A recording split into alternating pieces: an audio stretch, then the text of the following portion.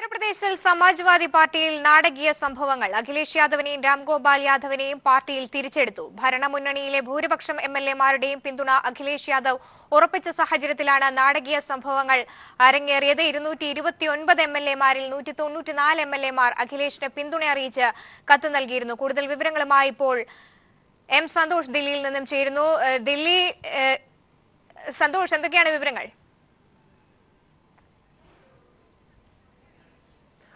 സോമി, ഏതാണ്ട് 24 മണിക്കൂറോളം നീണ്ട രാഷ്ട്രീയ നാടകങ്ങൾക്കൊടുവിലാണ് ഇപ്പോൾ അഖിലേഷ് യാദവിനെയും രാംഗോപാൽ യാദവിനെയും പാർട്ടിയിൽ തിരിച്ചെടുത്തതായി പാർട്ടി സംസ്ഥാന അധ്യക്ഷൻ ശിവപാൽ യാദവ് തന്നെ വ്യക്തമാക്കിയിരിക്കുന്നത്. ഇന്നലെ വൈകുന്നേരമായിരുന്നു പാർട്ടി തലവൻ മുലായം സിംഗ് യാദവ് വാർത്താ സമ്മേളനം വിളിച്ച് അഖിലേഷ് യാദവിനെയും രാംഗോപാൽ യാദവിനെയും പാർട്ടിയിൽ നിന്ന് 6 വർഷത്തേക്ക് സസ്പെൻഡ് ചെയ്തതായി പ്രഖ്യാപിച്ചത്. കടുത്ത അച്ചടക്ക ലംഘനം നടത്തിയ ഇരു നേതാക്കളെയും പാർട്ടിയിൽ നിന്ന് പുറത്താക്കുന്നുവെന്നായിരുന്നു പാർട്ടി തലവന്റെ പ്രഖ്യാപനം. എന്നാൽ അതിനുശേഷം യു പി രാഷ്ട്രീയത്തിലുണ്ടായത് നാടകീയമായ രാഷ്ട്രീയ നീക്കങ്ങളാണ്. ഇന്നലെ രാത്രി തന്നെ അഖിലേഷ് യാദവിനെ പിന്തുണയ്ക്കുന്നവരും മുലായം സിംഗ് ക്യാമ്പിലുള്ളവരും തമ്മിൽ അണികൾ തമ്മിൽ സംസ്ഥാനത്തിന്റെ പല ഭാഗത്തും തമ്മിൽ തെരുവിൽ പോലും ഏറ്റുമുട്ടുന്ന സ്ഥിതിവിശേഷമുണ്ടായി. ഇന്ന് രാവിലെ അഖിലേഷ് യാദവ് തന്നെ പിന്തുണയ്ക്കുന്ന എംഎൽഎമാരുടെ യോഗം വിളിച്ചു ചേർത്തു. 195 എംഎൽഎമാർ ഈ യോഗത്തിൽ പങ്കെടുത്തു. അതായത് ഭൂരിപക്ഷം എംഎൽഎമാരും അഖിലേഷ് യാദവിന്റെ യോഗത്തിൽ പങ്കെടുക്കുകയും അഖിലേഷ് യാദവിന് പിന്തുണ അറിയിക്കുകയും ചെയ്തു. അതിനുശേഷമാണ്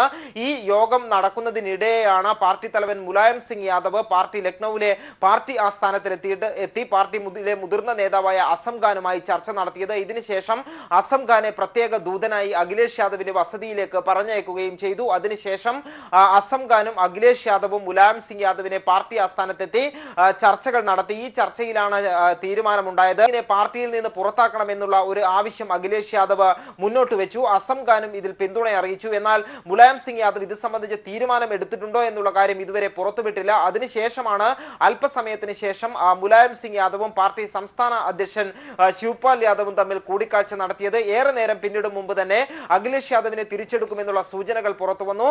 വൈകാതെ തന്നെ അഖിലേഷിനെയും രാംഗോപാൽ യാദവിനെയും പാർട്ടിയിൽ തിരിച്ചെടുത്തതായി പാർട്ടി സംസ്ഥാന അധ്യക്ഷൻ ശിവപാൽ യാദവ് തന്നെ ട്വിറ്റർ അക്കൗണ്ടിലൂടെ സന്ദേശത്തിലൂടെ വ്യക്തമാക്കുകയായിരുന്നു. പാർട്ടിയിലെ പ്രശ്നങ്ങൾ പരിഹരിച്ചു, ഒറ്റക്കെട്ടായി ഇനി മുന്നോട്ട് പോകും. ഇപ്പോൾ ശിവപാൽ യാദവ് സംസാരിക്കുന്നു. അദ്ദേഹത്തിന്റെ വാക്കുകളിലേക്ക് പോയതിനു ശേഷം സന്തോഷിലേക്ക് തിരിച്ചെത്താം. और उत्तर प्रदेश में पूर्ण बहुमत की सरकार फिर से बना ली। सर, ये जो एक कंफ्यूजन था कि मुख्यमंत्री जी ने जो कल एक बैठा अधिवेशन बुलाया था रामगोपाल जी ने, क्या उसको रद्द माना जाए? क्या अब सभी बातें खत्म हो गई हैं। सब लोग मिल करके चुनाव में जाएंगे और पूर्ण बहुमत के उत्तर प्रदेश में पुनः फिर सरकार बनाएंगे। ये जो लिस्ट दो तरफ से आई थी, हम मान सकते हैं कि एक अब पुनः एक नया लिस्ट आएगी जिसमें दोनों तरफ के रिजॉल्व होंगे। उसमें हम सब लोग बैठ करके बातचीत करके और सब लोग बातचीत बैठ करके और उस पर फिर फैसला ले लेंगे। मुख्यमंत्री जी इसके लिए राजी? सब लोग तैयार हैं। सब लोग बैठेंगे और फिर नेताजी से बातचीत हो गई है। सब लोग नेताजी से बैठेंगे और सब मामले हल हो जाएंगे। किसी तरीके का आपको अब कहीं पर कोई बातचीत नहीं और हम लोग आपस में बैठ के सभी सीटों पर बातचीत बैठकर मिल करके चुनाव में जाएंगे। हम ये कह सकते हैं जो पार्टी की पहले की स्थिति थी, जो एक सकुशल स्थिति थी, वो वापस आई? हाँ, सब ठीक हो गया है।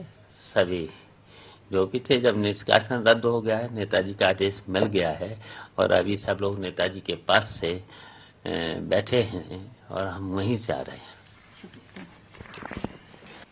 ശിവപാൽ യാദവ് മാധ്യമങ്ങളെ കാണുകയായിരുന്നു. വീണ്ടും എം സന്തോഷിലേക്ക് തന്നെ പോകുന്നു. സന്തോഷ്, പാർട്ടിയുടെ സംസ്ഥാന അധ്യക്ഷ സ്ഥാനം വേണം, ഒപ്പം തന്നെ അമർ സിംഗിനെ പുറത്താക്കണമെന്നീ 2 ആവശ്യങ്ങളാണ് അഖിലേഷ് യാദവ് ഉന്നയിച്ചിരുന്നത്. ഇപ്പോൾ ഇവരെ വീണ്ടും പാർട്ടിയിലേക്ക് തിരിച്ചെടുക്കുമ്പോൾ തന്നെ ഈ ഒരു മുന്നോട്ട് വയ്ക്കുന്ന ഈ കാര്യങ്ങളിൽ എന്തെങ്കിലും തീരുമാനം ഉണ്ടാകുന്നുണ്ടോ? അത്തരത്തിൽ എന്തെങ്കിലും സൂചനകളൊക്കെ പുറത്തു വരുന്നുണ്ടോ?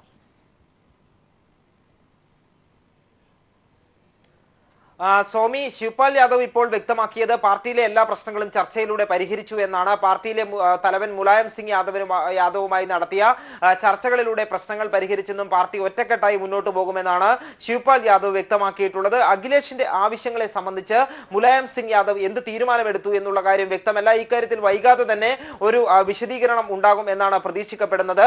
പാർട്ടി അധ്യക്ഷ സ്ഥാനം വേണമെന്ന് അഖിലേഷ് യാദവ് ആവശ്യപ്പെട്ടിട്ടുണ്ട്. അതോടൊപ്പം തന്നെ അമർ സിംഗിനെ പുറത്താക്കണം, പാർട്ടിയിൽ നിന്ന് നടപടി വേണം പിൻവലിക്കണം എന്നുള്ള 2 ആവശ്യങ്ങൾ മുന്നോട്ട് വെച്ചിട്ടുണ്ട്. നേരത്തെയും പല ഘട്ടങ്ങളിൽ അഖിലേഷ് യാദവ് ഈ ആവശ്യങ്ങൾ മുന്നോട്ട് വെച്ചപ്പോൾ ഇത് അംഗീകരിക്കാൻ മുലായം സിംഗ് യാദവ് തയ്യാറായിരുന്നില്ല. അമർ സിംഗിനെ തള്ളിപ്പറയാൻ കഴിയില്ല എന്നുള്ള നിലപാടാണ് മുലായം സിംഗ് യാദവ് സ്വീകരിച്ചത്. അതോടൊപ്പം തന്നെ ശിവപാൽ യാദവിനെ അധ്യക്ഷ സ്ഥാനത്ത് നിന്ന് മാറ്റാൻ കഴിയില്ല എന്ന ഉറച്ച നിലപാടും മുലായം സിംഗ് എടുത്തിരുന്നു. ഏതായാലും എന്ത് സമവായമാണ് ഉണ്ടായത് എന്നതിനെ സംബന്ധിച്ച സൂചനകൾ ഇതുവരെ പുറത്തു വന്നിട്ടില്ല. ഏതാണ്ട് അരമണിക്കൂറോളം നടന്ന ചർച്ചയിൽ ഈ അഖിലേഷ് യാദവും മുലായം സിംഗ് യാദവും അസം ഖാനും പങ്കെടുത്ത ഈ ചർച്ചയിലാണ് തീരുമാനമുണ്ടായത് എന്നാണ് അറിയാൻ കഴിയുന്നത്. ഈ പാർട്ടിയിൽ സമവായം ഉണ്ടാക്കുന്നതിനായി ലാലു പ്രസാദ് യാദവ് ഉൾപ്പെടെയുള്ള നേതാക്കന്മാരും ഇടപെട്ടിരുന്നു. തിരഞ്ഞെടുപ്പ് അടുത്ത സാഹചര്യത്തിൽ പാർട്ടിയിൽ സമാജ്വാദി പാർട്ടിയിൽ പ്രശ്നങ്ങൾ ഉണ്ടാക്കുന്നത് BJPക്ക് ഉൾപ്പെടെ സഹായകരമാകും എന്നുള്ള വിലയിരുത്തൽ മറ്റ് രാഷ്ട്രീയ പാർട്ടികൾക്കുണ്ടായിരുന്നു. അതുകൊണ്ട് തന്നെ BJP വിരുദ്ധ ചേരിയിലുള്ളവർ സമാജ്വാദി പാർട്ടിയെ ഒരുമിപ്പിച്ച് കൊണ്ടുപോകാനുള്ള ശ്രമങ്ങളും നടത്തിയിരുന്നു. എന്തായാലും ആ ശ്രമങ്ങൾ വിജയം കണ്ടിരിക്കുന്നു. മറ്റൊരു കാര്യം, മുലായം സിംഗ് യാദവിന് ഒരു കാര്യം ബോധ്യപ്പെട്ടു. ഇന്ന് രാവിലെ നടന്ന അഖിലേഷ് യാദവ് വിളിച്ചു ചേർത്ത MLA-മാരുടെ യോഗത്തിൽ പങ്കെടുക്കരുത് എന്ന് പാർട്ടി കർശന നിർദ്ദേശം നൽകിയിട്ടും ഇത് ചെവിക്കൊള്ളാതെയാണ് ബഹുഭൂരിപക്ഷം വരുന്ന MLA-മാരും അഖിലേഷിന് പിന്തുണയുമായി എത്തിയത്.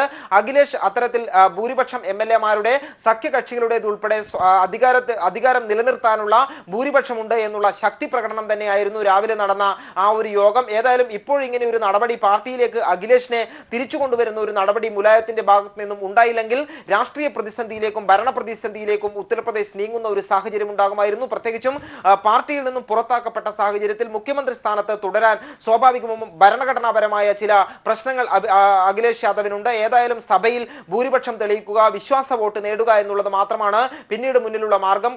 കൂറുമാറൽ ഉൾപ്പെടെയുള്ള പ്രശ്നങ്ങൾ ഉണ്ടാകും. അത്തരത്തിൽ ഭരണപ്രതിസന്ധി നിലനിൽക്കുന്ന ഒരു സാഹചര്യമുണ്ട്. സാഹചര്യം ഉണ്ടായിരുന്നു. ആ സാഹചര്യമാണ് ഇപ്പോൾ താൽക്കാലികമായി ഇല്ലാതായിരിക്കുന്നത്.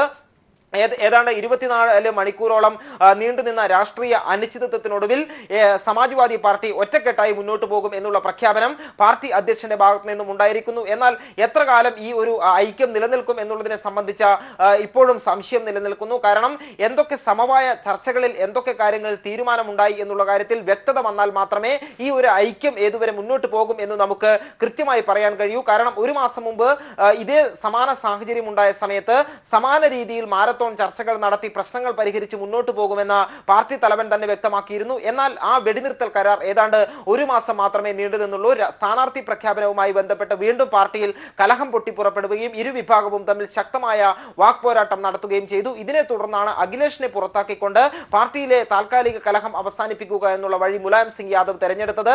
എന്നാൽ ആ വഴി പാർട്ടിയിൽ വലിയ പ്രശ്നങ്ങൾ ഉണ്ടാക്കുമെന്നും മുലായം സിംഗ് ക്യാമ്പ് ഒറ്റപ്പെടുമെന്നുമുള്ള ഭയം സ്വാഭാവികമായും മുതിർന്ന നേതാക്കന്മാർക്കുണ്ടായിരുന്നു. ഈ മുതിർന്ന നേതാക്കന്മാരും പാർട്ടിയെ ഒറ്റക്കെട്ടായി കൊണ്ടുപോകുന്നതാണ് നല്ലത് എന്നുള്ള ഒരു രാഷ്ട്രീയ ഉപദേശം മുലായം സിംഗ് യാദവിന് നൽകുകയും ചെയ്തിട്ടുണ്ട്. ഇതിന്റെ കൂടി അടിസ്ഥാനത്തിലാണ് ഇപ്പോൾ പുറത്താക്കപ്പെട്ട പാർട്ടി ഒറ്റക്കെട്ടായി മുന്നോട്ട് പോകുമെന്ന് പറയുമ്പോഴും കഴിഞ്ഞ 24 മണിക്കൂർ എന്ന് പറഞ്ഞാൽ ഉദ്യോഗഭരിതമായ നാടകീയ രംഗങ്ങളിലൂടെയാണ് UP കടന്നുപോയിക്കൊണ്ടിരുന്നത്. ഇന്നിപ്പോൾ പാർട്ടി ഒറ്റക്കെട്ടായി മുന്നോട്ട് പോകുമെന്നും അഖിലേഷ് യാദവിനെ ഉൾപ്പെടെയുള്ളവരെ പാർട്ടിയിലേക്ക് തിരിച്ചെടുക്കുമെന്നും പറയുമ്പോഴും ഒരർത്ഥത്തിൽ അത് മുലായം സിംഗ് എന്ന നേതാവിന്റെ ഒരു കീഴടങ്ങൽ കൂടിയായി കരുതണ്ടേ? തീർച്ചയായും അങ്ങനെ വിലയിരുത്തുന്നതിൽ യാതൊരു സംശയവുമില്ല. കാരണം ഏറെ നാളത്തെ സമവായ ചർച്ചകൾ ഫലം കാണാതെ വന്നതിനെ തുടർന്നാണ് ഇന്നലെ അപ്രതീക്ഷിതമായ നീക്കം മുലായം സിംഗ് യാദവിന്റെ ഭാഗത്തു നിന്നും ഉണ്ടായത്. പാർട്ടിയിൽ നിന്നും അഖിലേഷ് യാദവിനെയും രാംഗോപാൽ യാദവിനെയും പുറത്താക്കപ്പെട്ടതോടുകൂടി സമാജ്വാദി പാർട്ടിയിൽ പിളർപ്പുണ്ടായി എന്നുള്ള തരത്തിൽ തന്നെ വാർത്തകൾ പ്രചരിച്ചിരുന്നു. അഖിലേഷ് യാദവ് പക്ഷവും മുലായം സിംഗ് യാദവ് ശിവപാൽ യാദവ് പക്ഷവും ഭിന്നിച്ച് നിലയുറപ്പിക്കുകയും തിരഞ്ഞെടുപ്പിൽ 2 വിഭാഗമായി തന്നെ മത്സര രംഗത്തുണ്ടാവുകയും ചെയ്യും എന്നുള്ള രാഷ്ട്രീയ നിരീക്ഷണങ്ങളും ഉണ്ടായി. പക്ഷേ ഇപ്പോഴേതായാലും അഖിലേഷ് യാദവിന്റെ ചില ഉറച്ച നിലപാടുകൾക്ക് മുന്നിൽ പിതാവായ മുലായം സിംഗ് യാദവിന് മുട്ടുമടക്കേണ്ടിയിരിക്കുന്നു എന്ന് പറയുന്നതിൽ അതിശയോക്തിയില്ല. കാരണം പാർട്ടിയിൽ നിന്ന് പുറത്താക്കി 6 വർഷത്തേക്ക് പുറത്താക്കി ഒരു ദിവസം പോലും 24 മണിക്കൂർ പിന്നിടുന്നതിനിടയിൽ തന്നെ അഖിലേഷ് യാദവിനെ തിരിച്ചെടുക്കേണ്ടി വന്നിരിക്കുന്നു. അത്രയും വലിയ ശക്തിയായി രാഷ്ട്രീയ ശക്തിയായി സമാജ്വാദി പാർട്ടിയിലെ സമാന സമാനതകളില്ലാത്ത നേതൃത്വമായി അഖിലേഷ് യാദവ് ഉയർന്നു വന്നിരിക്കുന്നു എന്നുള്ള ഒരു കാര്യമാണ് കഴിഞ്ഞ 24 മണിക്കൂറിനുള്ളിൽ ബോധ്യപ്പെട്ടത്. ഈ ഒരു ബോധ്യം തന്നെയാണ് വീണ്ടും അഖിലേഷ് യാദവിനെ പാർട്ടിയിലേക്ക് തിരിച്ചു കൊണ്ടുവരാൻ മുലായം സിംഗ് യാദവിനെ പ്രേരിപ്പിച്ചത്. അല്ലാത്ത ഒരു സാഹചര്യത്തിൽ വളർത്തി വലുതാക്കിയ ഈ പാർട്ടിക്ക് വലിയ രീതിയിലുള്ള തിരിച്ചടി UP തിരഞ്ഞെടുപ്പിൽ ഉണ്ടാകും, അല്ലെങ്കിൽ ദേശീയ രാഷ്ട്രീയത്തിൽ തന്നെ നേരിടും എന്നുള്ള ഒരു തിരിച്ചറിവ് മുലായം സിംഗിന് ഉണ്ടായിരിക്കുന്നു. അതിൽ നിന്ന് തന്നെയാണ് ഇത്തരത്തിലുള്ള ഒരു രാഷ്ട്രീയ തീരുമാനത്തിലേക്ക് നീങ്ങുകയും ചെയ്തത്. മാത്രമല്ല, മുലായം സിംഗിന്റെ കൂടെ എപ്പോഴും ഉറച്ചു നിന്നിരുന്ന അസം ഖാനെ പോലുള്ള നേതാക്കന്മാർ പോലും പാർട്ടിയിൽ പിളർപ്പുണ്ടാകുന്നത് അംഗീകരിക്കാൻ കഴിയില്ല എന്നുള്ള ഒരു നിലപാട് സ്വീകരിച്ചു. സമവായം മാത്രമാണ് മുന്നോട്ട് പോകാനുള്ള മാർഗം എന്നുള്ള നിലപാട് അസം ഖാനെ ഉൾപ്പെടെ സ്വീകരിച്ചു. ഇപ്പോൾ രാംഗോപാൽ യാദവ് മാധ്യമങ്ങളോട് സംസാരിക്കുകയാണ് തത്സമയത്തിലേക്ക്. 2017 में एक बार फिर अखिलेश की बहुमत की सरकार आ रही है और इतना ही नहीं 2019 भी अखिलेश के पक्ष में होगा। अखिलेश यादव मुख्यमंत्री प्रधानमंत्री बनेंगे भारत के। രാംഗോപാൽ യാദവ് മാധ്യമങ്ങളോട് സംസാരിക്കുകയായിരുന്നു. വീണ്ടും എം സന്തോഷിലേക്ക് തന്നെ പോകുന്നു. സന്തോഷ്, തുടർന്നോളൂ.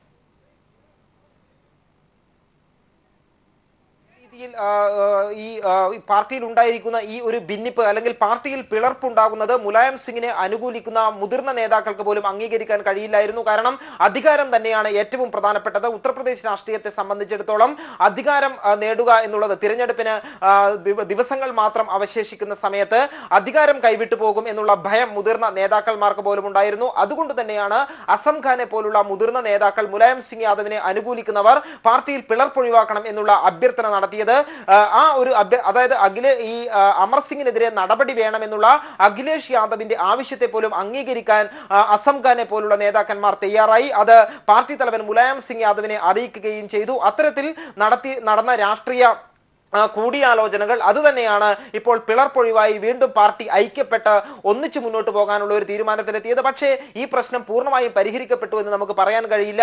കാരണം തിരഞ്ഞെടുപ്പാണ്, സ്ഥാനാർത്ഥി നിർണയ ചർച്ചകൾ പുരോഗമിക്കുകയാണ്. നേരത്തെ ഇരുവിഭാഗവും തമ്മിൽ കലഹമുടലെടുക്കാനുണ്ടായ പ്രധാന കാരണം സ്ഥാനാർത്ഥി നിർണയം സംബന്ധിച്ചായിരുന്നു. കാരണം പാർട്ടിയിൽ ശിവപാൽ യാദവും മുലായം സിംഗ് യാദവും അംഗീകരിച്ച സ്ഥാനാർത്ഥി പട്ടിക അംഗീകരിക്കാൻ അഖിലേഷ് യാദവ് തയ്യാറായിരുന്നില്ല. ഇരുവിഭാഗവും പരസ്പരം വ്യത്യസ്തമായ സ്ഥാനാർത്ഥി പട്ടികകൾ തയ്യാറാക്കുകയും പ്രഖ്യാപിക്കുകയും ചെയ്തു.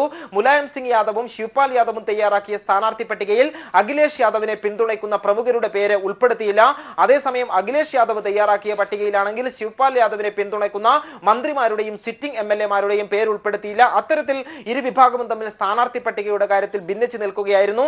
വീണ്ടും ഈ പ്രശ്നം അവസാനിപ്പിക്കണമെങ്കിൽ ഏതു തരത്തിലുള്ള സമവായം സ്ഥാനാർത്ഥികളുടെ കാര്യത്തിൽ ഉണ്ടായി എന്നുള്ളത് തന്നെയാണ് ഏറ്റവും പ്രധാനമായി രാഷ്ട്രീയ നിരീക്ഷകർ ഇപ്പോൾ ഉറ്റുനോക്കുന്നത്. അത്തരത്തിൽ സ്ഥാനാർത്ഥി നിർണയം സംബന്ധിച്ച് സമവായം ഉണ്ടായില്ലെങ്കിൽ വീണ്ടും യാദവ രാഷ്ട്രീയത്തിൽ പൊട്ടിത്തെറി ഉണ്ടാകും എന്നുള്ള കാര്യത്തിൽ തർക്കമില്ല. സോമി, ഉദ്യോഗപരിതമായ നാടകീയ രംഗങ്ങൾക്ക് ഒടുവിൽ അഖിലേഷ് യാദവിനെയും രാംഗോപാൽ യാദവിനെയും പാർട്ടിയിൽ തിരിച്ചെടുത്തു. ഭരണമുന്നണിയിലെ ഭൂരിപക്ഷം MLA-മാരുടെയും പിന്തുണ അഖിലേഷ് യാദവ് ഉറപ്പിച്ച സാഹചര്യത്തിലാണ് നാടകീയ സംഭവങ്ങൾ അരങ്ങേറിയത്.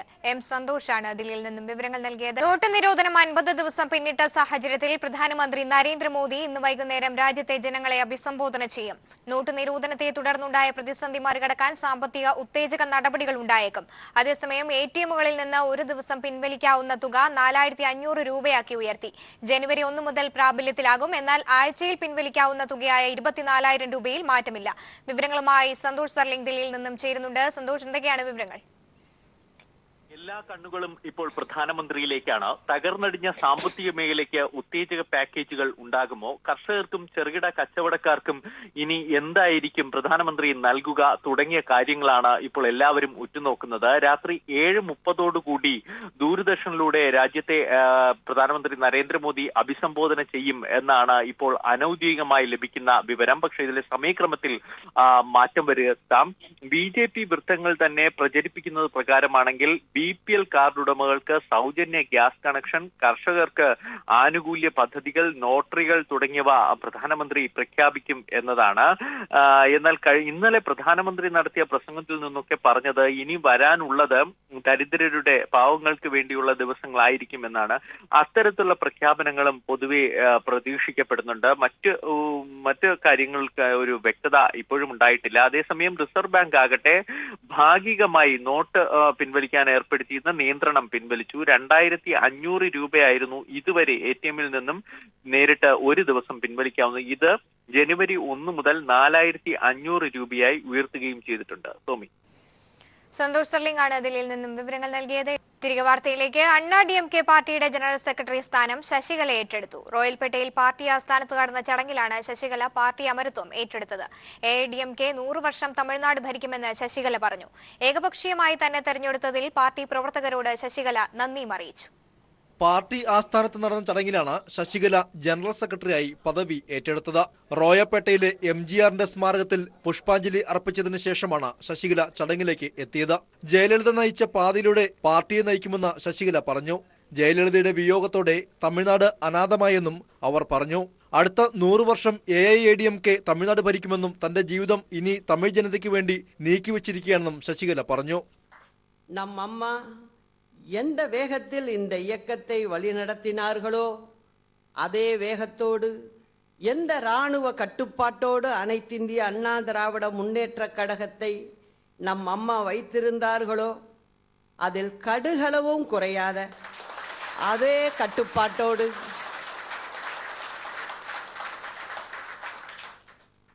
உழைக்கும் தொண்டர்களுக்கு உயர்வளித்து அழகு பார்க்க எந்த அளவுகோலை நம் அம்மா கொண்டிருந்தார்களோ அந்த அளவுகோலோடு நம் அம்மா காட்டிய வழியில் இருந்து இம்மி கூட விலகாமல் இந்த இயக்கத்தை கொண்டு செலுத்துவோம். ശശികലയെ ജനറൽ സെക്രട്ടറിയായി അംഗീകരിച്ചുകൊണ്ടുള്ള പ്രമേയം കഴിഞ്ഞ ദിവസം പാർട്ടി ജനറൽ കൗൺസിലിൽ പാസാക്കിയിരുന്നു. ശശികലയുടെ നേതൃത്വത്തിൽ പ്രവർത്തിക്കാമെന്ന് AIADMK നേതൃത്വം അംഗീകരിക്കുന്ന പ്രമേയമാണ് പാസാക്കിയത്. പാർട്ടിയിൽ ചിന്നമ്മ എന്നാണ് ശശികല നടരാജൻ അറിയപ്പെടുന്നത്. 32 വർഷക്കാലം അമ്മയുടെ തോഴിയായി പ്രവർത്തിച്ചു എന്നതാണ് ശശികലയുടെ ഗുണമായി AIADMK വാഴ്ത്തുന്നത്.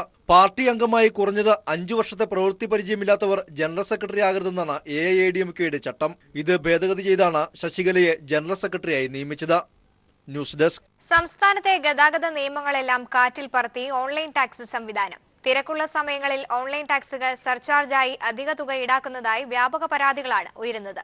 കൂലി വാങ്ങുന്നത് സംബന്ധിച്ച് സംസ്ഥാനത്ത് നിലവിലുള്ള നിയന്ത്രണങ്ങളും നിയമങ്ങളും ഓൺലൈൻ ടാക്സികൾക്ക് ബാധകമല്ല. ഓൺലൈൻ ടാക്സികളെ സംസ്ഥാനത്തെ ഗതാഗത നിയമപരിധിക്കുള്ളിൽ കൊണ്ടുവരണമെന്നാവശ്യപ്പെട്ട് കോടതിയെ സമീപിക്കാനൊരുങ്ങുകയാണ് ഉപഭോക്താക്കൾ. സംസ്ഥാനത്ത് നിലവിലുണ്ടായിരുന്ന ഓട്ടോ ടാക്സികൾ യാത്രകൾക്ക് ഈടാക്കുന്നതിൽ നിന്ന് കുറച്ചു തുക ഈടാക്കി ജനങ്ങളെ വളരെ വേഗത്തിൽ ആകർഷിച്ച സംവിധാനമായിരുന്നു ഓൺലൈൻ ടാക്സി. എന്നാൽ ഓൺലൈൻ ടാക്സികൾക്ക് ഉപഭോക്താവിൽ നിന്ന് ഈടാക്കാവുന്ന കൂലിക്ക് പരിധിയില്ല.